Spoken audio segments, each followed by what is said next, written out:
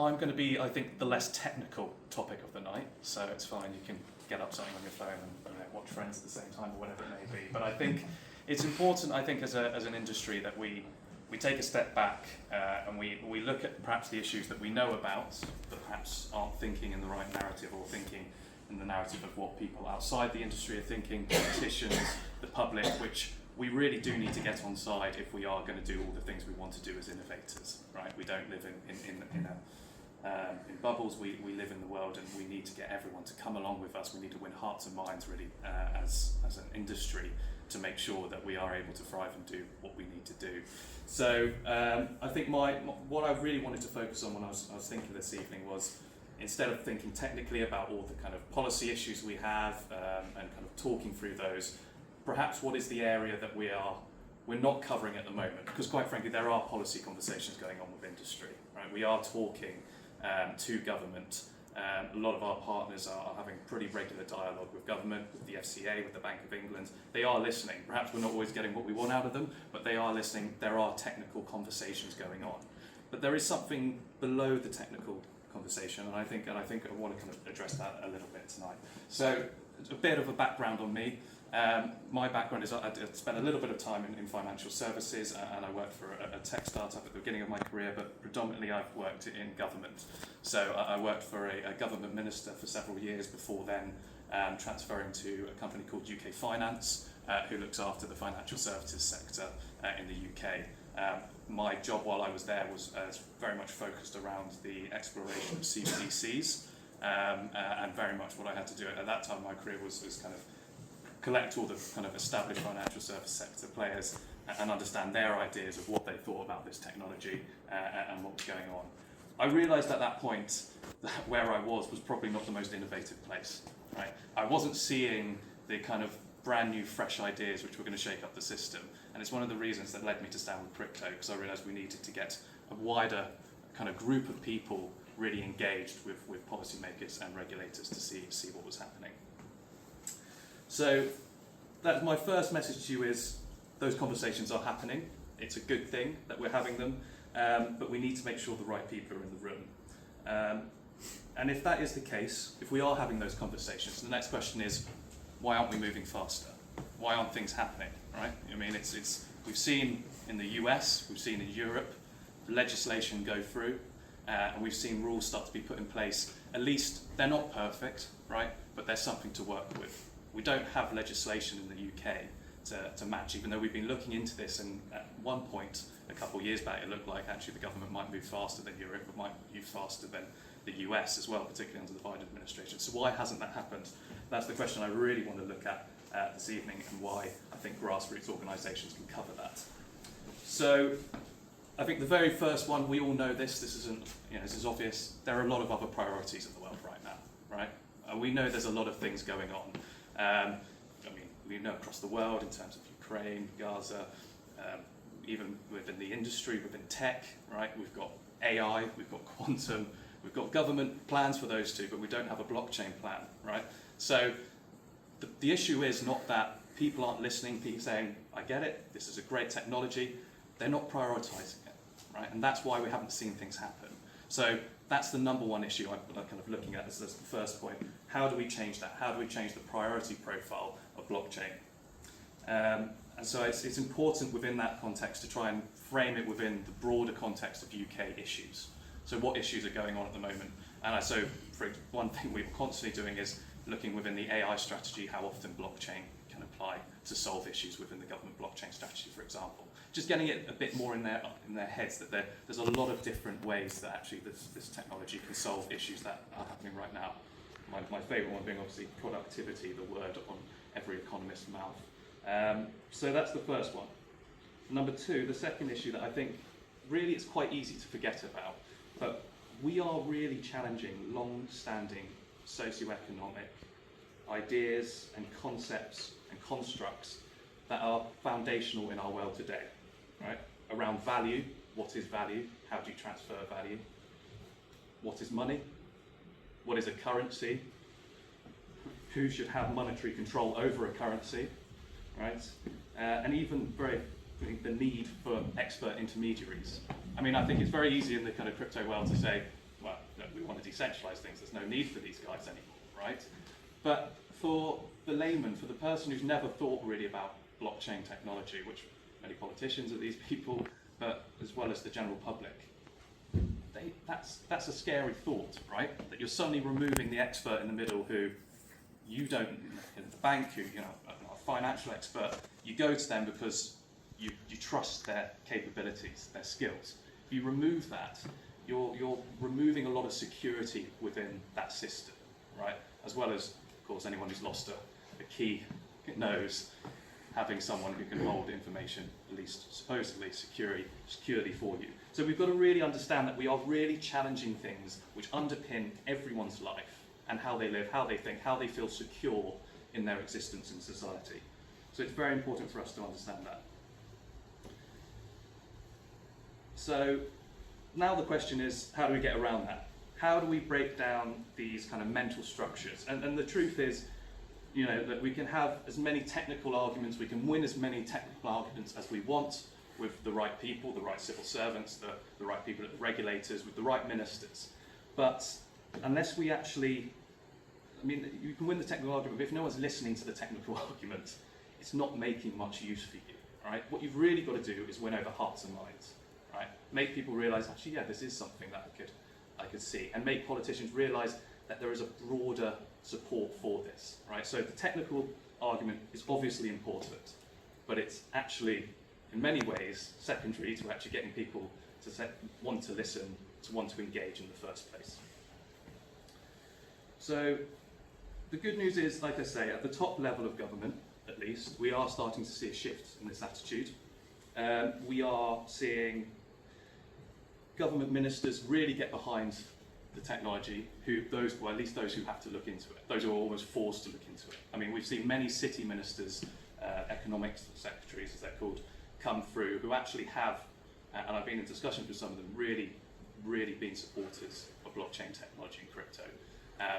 But it's funny, actually, many of them end up, the way their colleagues start to look at them is, oh, of course they're supporting it, they kind of drunk the Kool-Aid, right? So, you know, getting the support of one man is not not going to get us there. We need to kind of bring everyone else with us. So it's quite an interesting thing actually seeing how many ministers have come round to this, but almost been siloed off because they have come round to this. So it's an interesting thing. Like I say, we need to bring everyone with us.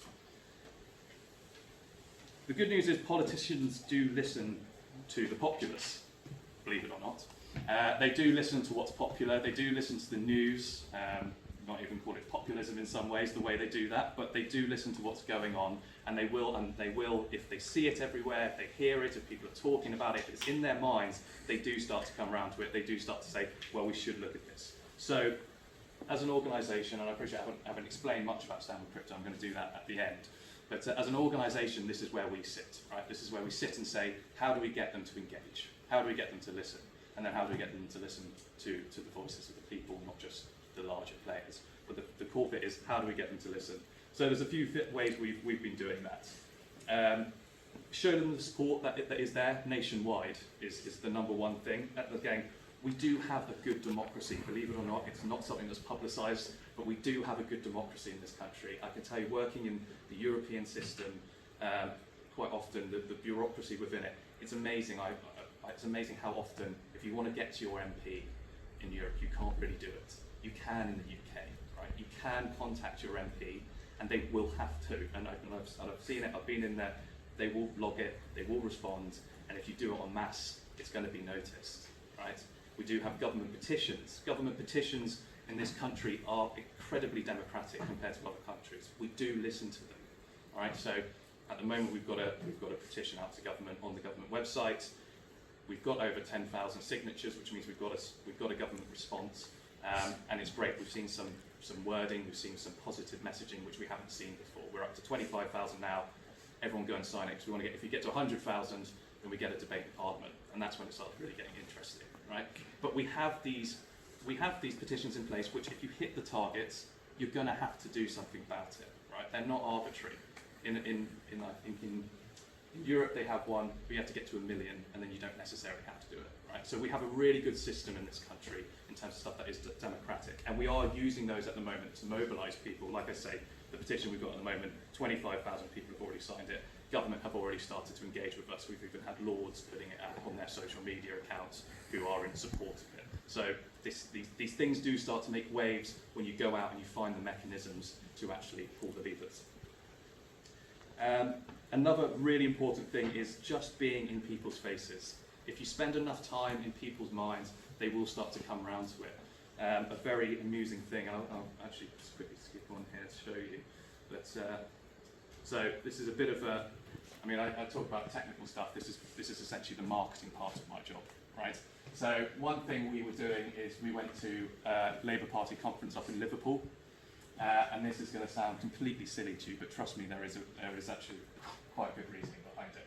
We were walking around outside the conference centre giving these out. These had Krispy Kreme donuts in them. So you're probably wondering why the hell we were doing that, and we were handing these out, which are cans of just still water, right? And that sounds ridiculous, and I trust me, as someone who's normally in a suit, not a purple hoodie, handing out donuts when I go to these conferences, I was slightly sceptical when we first tried it as well. But we gave out 2,000 cans and 2,000 donuts over 2 days to people at the conference. By the second day, we had people coming up to me going, "Are you the crypto water guys?" "Yeah, guys, come on, I need this water." You know, or they were coming up and asking for donuts because they knew at lunchtime they could get donuts off us. It sounds totally silly, right? It sounds totally silly. But just our presence there, the ability to put a silly pun on a piece of paper, right? Tell people to refresh the system, put that in their face, make them giggle, make them think about it for 2 seconds, right? There's actually power in that. Making people feel familiar, feel comfortable in thinking and engaging with these in a very silly way. And yes, we did have some good technical conversations as well, but these silly activations actually work really well in terms of just easing people who almost, I think on the first day I saw 1 or 2 people really kind of look at us and go, "What's that?" "Oh no," like kind of they saw the word crypto and almost recoiled from us. But by the kind of second day, and they kind of saw it, and we were having a bit of a laugh with it. Actually, you put a smile on someone's face and you feed their belly, and they're actually a lot more receptive to speak to you. So it seems silly, it seems very untechnical, but it's amazing what you can actually do by just going out there, being in people's faces, and getting the critical mass. And that's why it comes to this picture here, which is we had a rally in London. It was the first kind of crypto rally we've done in the UK. We've done one of these in the US, but it's the first one in the UK. We had over 1,000 people there. And we were celebrating the fact that we actually got to over 150,000 signed up advocates in the UK, which is something we're very happy, proud about. But the good thing about this is it created a bit of a moment, and we got press pickup, right? And suddenly we had financial journalists talking to us, coming and speaking, and we got to talk to them about a party we had. I mean, it was ridiculous, really, but I mean, you know, the point is that you're getting people together, you're collecting them, and suddenly people are going, "Hang on, there's something happening here. How's this suddenly happened? How are you able to gather this many people in a room on a random Wednesday evening," right? So it makes a statement, it makes people listen, and that's what we're trying to do with all these things. And of course, it does come to actually getting political engagement. Here we had Dame Chi Onawura, who was at one of our events in Newcastle, and this is another important part of what we're doing, is making politicians realise that it's actually part of their representative duty, right, to take this seriously. Going up to places like Newcastle, where we had a key stakeholder in Chi, who is the Select Committee Chair for Science, Innovation and Technology. So someone who's actually really important to the work we want to do within Parliament.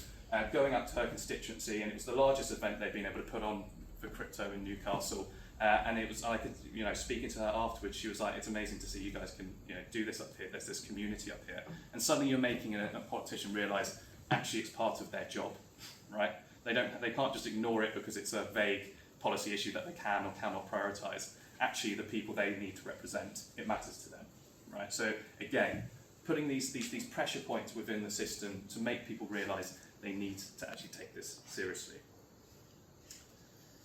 And of course, what also comes with this is actually showcasing the use cases. We're taking people up there, we're taking businesses that are local, we're taking businesses which are perhaps a bit bigger, London-centric, whatever they may be, and taking them up here and showcasing these. And of course, we have a few campaigns that we're running. This is a bit of a sneak peek one up at the top, which is all about stable coins, which, given the Bank of England's suggestions this morning, is becoming very, very apparent, and very relevant. So these are the kind of silly things it seems like we're doing, but you know, as I say, there is a method to this, there is a reason for this. So that brings me to really Stand With Crypto. And who are we? What are we trying to do? Well, Stand With Crypto is a grassroots movement. We were born over in the US initially. We're now spread globally. The UK is the second market we've really integrated into. And we've got a few key things that we're trying to do, which is up here. So demonstrating the economic benefits and the transformational potential of Web3, right? That's at the core of what we're trying to do. Like I said today, we're spreading the message. We're trying to be a loud voice. We're trying to be respected, of course. We're not doing this in a way that's kind of cause issues, but that is the core point of what we're trying to do. We're partnering with a lot of the key companies in the industry. We've got, I think, 40 partners now, ranging from the likes of Gemini and Coinbase to kind of smaller, kind of innovative kind of SMEs as well. So it's a breadth of partners, and what we're trying to be is that collator that comes together and brings together everyone, not just the big guys, not just small guys, but everyone together. So it's a top level kind of advocacy group that we can support everyone. And of course, we're engaging with communities. The real place where we get our power, the real place where actually people are going to listen to us is by the fact that we have this large supporter base, which I'm going to say 150,000 now in the UK. That's up 100,000 in the last 4 months, right? So it's really kind of the momentum's with us. In the US, we have over 2 million people signed up. So, and we've now launched in Canada as well. We've launched in Australia, and we are soon launching in Europe too. So this is something which we're showing it nationally, but it's also showing it internationally, what support is out there as a collective community. And that is really where the power, I say, is. It's the power of the collective. It's the power in numbers, right, that you can't ignore. And of course, we're using that to engage with policymakers and actually try and educate and try and make a difference within the policy sphere. So here we are with just a few of those statistics I just said. In terms of where we've launched, 2.7 million advocates have registered worldwide, 150,000 in the UK and growing still. And that's globally, we've made millions of policymaker contacts globally. So that's people actually contacting their politicians. So we're really getting that, like I say, critical mass is building in what we are trying to do. Here I've kind of put down some of the kind of proven impact points. It's quite interesting to look. So the US is an interesting case because what they did was actually this was during the Biden administration, so very much when they had kind of an enemy to fight against. It's quite hard in the UK comparatively because we don't really have an enemy unless you want to go to war with the FCA. When you're trying to be regulated by them, that's quite a hard thing to do, right? So, but back then they really did have something they were fighting against, which was where in the UK, Rachel Reeves, the government, they're not being anti-crypto, they're just not exactly doing what we want them to do either. So it's that kind of, we're not fighting them, there's nothing to fight there, which makes it a harder kind of thing to fight, where in the US they had that fight. What they were able to do, and this is incredibly impactful, and I think what we really want to try and do globally, is they were able to mobilise the advocate group that they had set into a voter bloc. And I did actually look up the numbers in terms of an actual prescribed base of essential supporters. Stand With Crypto and the kind of advocacy they were able to do at the election made I think it was one of the top 5 largest interest groups in America in terms of actually like an official core base, which was incredibly powerful, right? When you think of how they can do that. Now, of course, they did do some funding as well, which is not something we've done internationally. It's a different environment, the US to the rest of the world. Doesn't look so good on the PR over here in the UK or in Europe, so we're doing less of that. But that's something that they've done to make a real impact, and they did make a real impact at the last election at getting crypto on the agenda as an issue that now has to be taken seriously. And that's what we want to see here in the UK. We want to see every single political party put on their manifesto what they're going to have to do with crypto and feel they have to do that, right? We've got it on one party, we need it on all of the parties, and that's when we'll know that they're taking it seriously. But in the meantime, we have done some important things, as I said, the petition on stable coins, which has had 25,000 signatures. We've built attention on press and public, as I said, around the events we did. Actually getting it in press was a huge step forward, and something we want to continue to do. And we are currently doing a national tour. So we're going around the country emphasising that this isn't just a London-based thing, it's not just the financial sector in the city. This is a fascinating industry, and it's happening across the country. It's in every constituency, it's in every city. And it's actually been amazing. Actually, quite frankly, we've been to some cities I didn't think we'd find any community, and it's amazing what we found. So it's a really encouraging thing what we're doing there as well, and we're bringing that message to policymakers. And of course, we've got these campaigns to government. as well. So if you are interested in getting involved in these, do look at our website or get in contact, and I'm happy to run through them with you.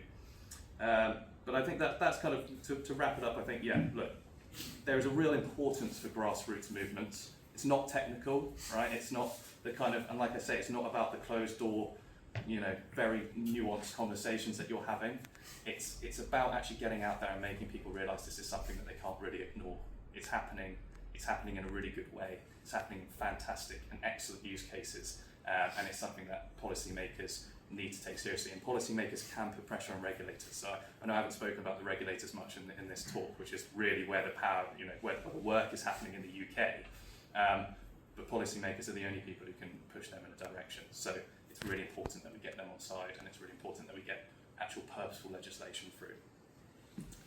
So that's it from me. Thank you very much. I'm sorry if I've gone a little bit over, but I'm happy to take any questions.